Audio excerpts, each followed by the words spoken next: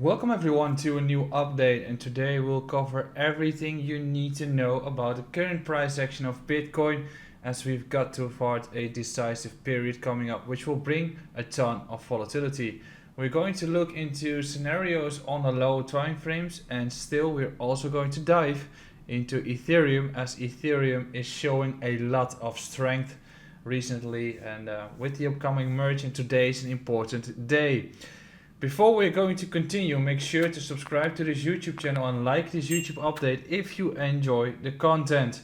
And if you like what we do, we also have multiple products for you to improve your trading. First one is the Trade Letter, which is a newsletter with the latest altcoin setups, market information and market analysis. You can try it for free for 1 week, and the link can be found in the description beneath.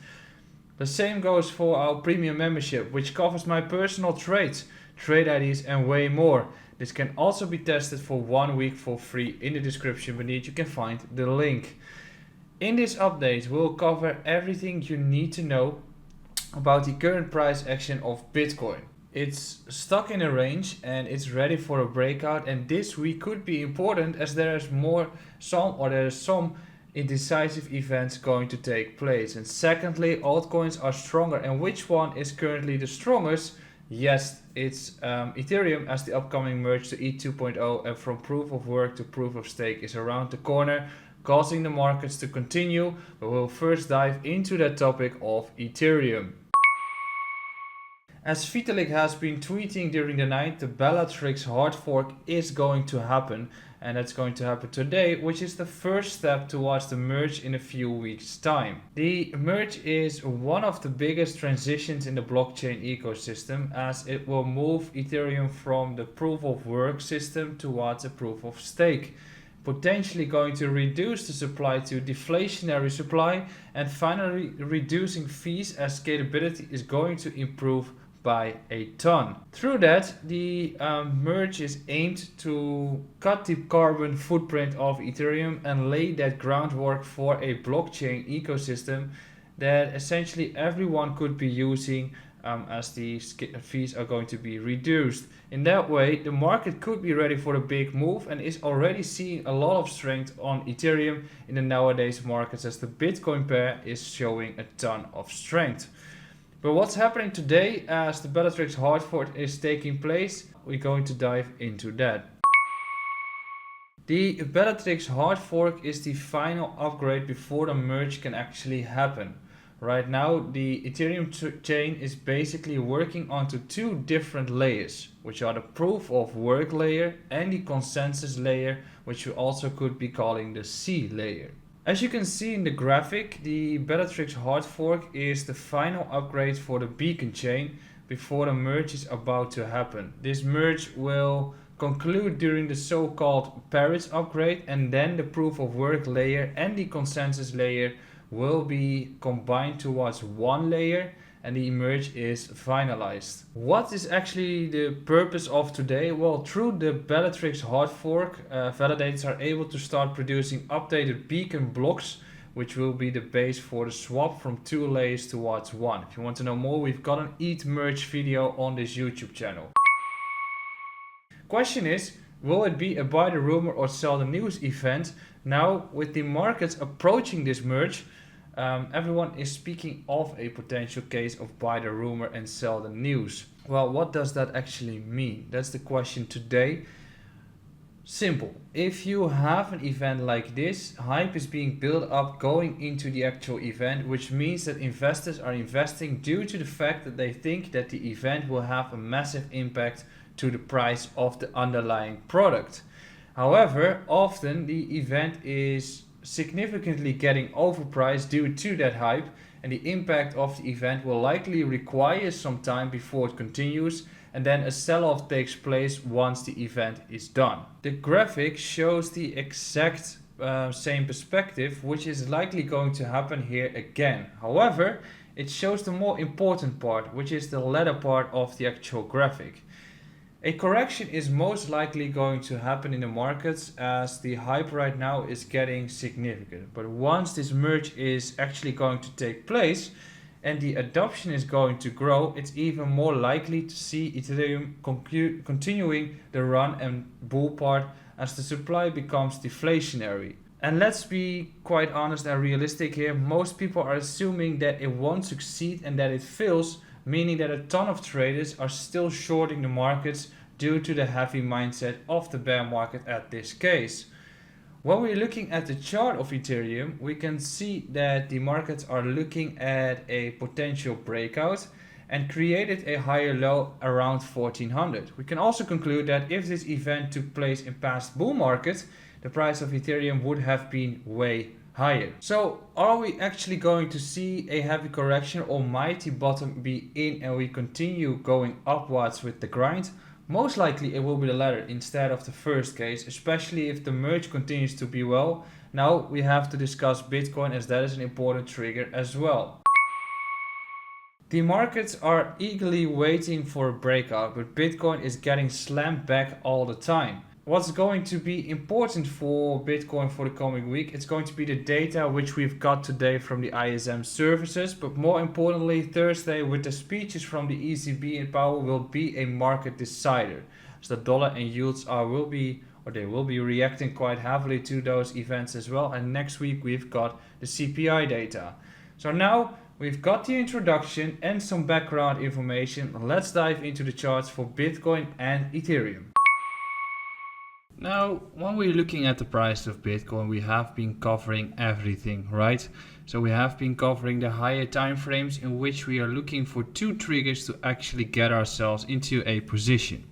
First trigger we discussed earlier, heavy support zone. We are currently lying on the potential of this entire range to drop beneath the lows, to take the lows there, but also to take the liquidity beneath these lows here before we get a reversal. And then the reclaim is an obvious trigger to go for longs here. And then we're probably going to target 29k, but probably even 24 first.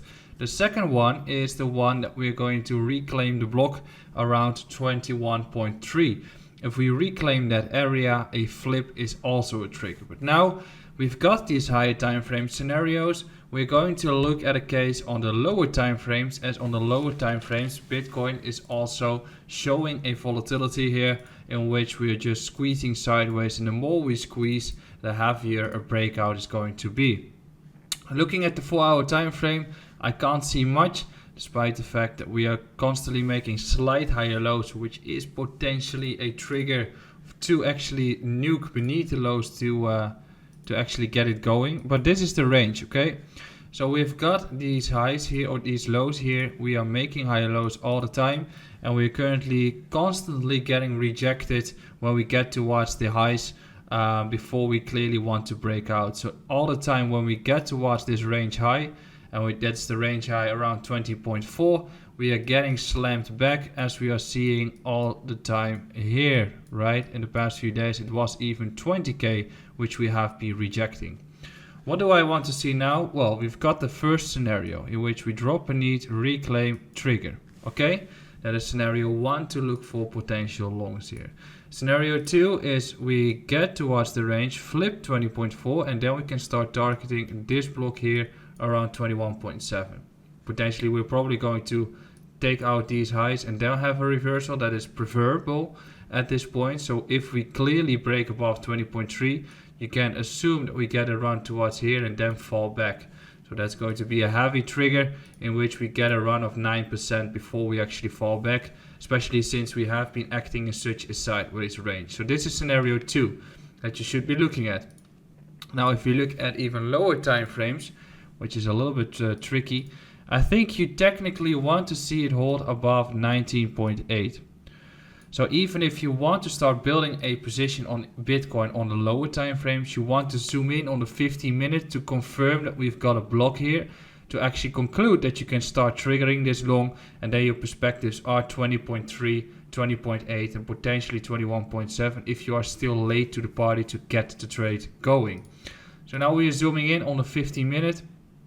Lots of chop, but definitely if we look here and we lose this low at 19.8, you technically want to look at the range here to continue holding there. So above 19.8 is what you're looking at and potentially you're looking at a play like this first one, in which you can start targeting the range high again. Okay, so that's what I'm looking at when it comes to Bitcoin on the lower time frames. I think that we are going towards a period of a breakout.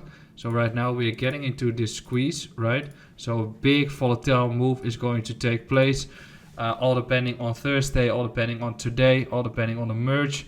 But it looks more likely to actually break out to the upside instead of the downside. Now when we're looking at Ether is showing a ton of strength. We've had a nice bounce from the area around 1420. I marked the level around 1315 to be crucial to continue the trend there, or to continue to hold there in order to make those highs possible. And in this case we are facing crucial resistance now. So the entire area around 1650 to 1700 is the one that we should be continuing to break in order to take out these highs and have a target of 2200. So if you're looking at the lower time frames, this entire block, and I'll just erase this part, that's the wrong one. I'll just erase the drawings. This entire block is the crucial resistance to break through. Okay, so that is possibly an area where you could be looking for scalp shorts. The crucial area to look to hold for longs for Ether, that's this entire block here. So technically speaking, you don't really want to see ETH drop beneath the area of 1600. If we get it there, you can still start looking for longs. That is the range that we're looking at right now. So high, sideways, or we break out, whatever is happening, take out the high, and then we drop back. Then I probably want to see it hold above 1630s, maybe a little bit higher. But that's what we're looking at. If we break through this area, first target zone is 1850, but most likely we're gonna go here. So if you want to jump into a long on ETH, this is the one you go for. That is my update for today. I hope you have been enjoying it. Now we get towards the conclusion.